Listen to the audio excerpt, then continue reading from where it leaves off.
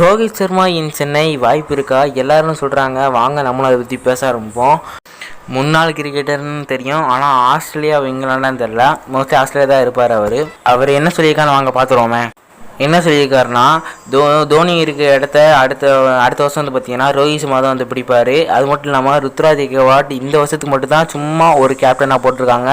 அடுத்த வருஷம் ரோஹித் சர்மாவை வாங்கி அவர் தான் கேப்டன்ஷிப் பண்ணுவார்னு அவர் சொல்லியிருக்காரு. நான் வந்து அடுத்த வட்டம் ரோஹித் சர்மாவை நான் கண்டிப்பாக சிஎஸ்கேல பார்ப்பேன்னு அவர் சொல்லியிருக்காரு. எனக்கு தெரிஞ்சு இவரெலாம் சொல்கிறதுலாம் என்னங்க இது நடக்குமான்ற மாதிரி தான் இருக்குது. எனக்கு தெரிஞ்சு மும்பை இண்டியன்ஸ் விட்டு ரோஹித் சர்மா கண்டிப்பாக சிஎஸ்கே வர வாய்ப்பு இல்லை. ஏன் ஆக்ஷனுக்கே அவர் விட மாட்டாங்க, அவர் வரமாட்டாருங்க. இந்த மாதிரி இதெல்லாம் நம்பிட்டு இருக்காதிங்க. என்னை பொறுத்தளவு கண்டிப்பாக வெளியே வரமாட்டார். கண்டிப்பாக அவர் மும்பைக்காக தான் எப்பவுமே விளையாடுவார், இந்தியாவுக்காக எப்பவுமே விளையாடுவார். கண்டிப்பாக ஆப்ஷனுக்கு வரவே மாட்டார். 95% வாய்ப்பு இல்லை. அதுக்கு மேலேயும் வந்தார்னா அப்போ பார்த்துக்கலாம். கண்டிப்பாக வர வாய்ப்பு இல்லைன்னு தான் எனக்கு நினைக்கிறேங்க. சான்ஸே இல்லை. இதை பற்றி இன்னும் மேலும் அப்டேட்ஸ் வந்து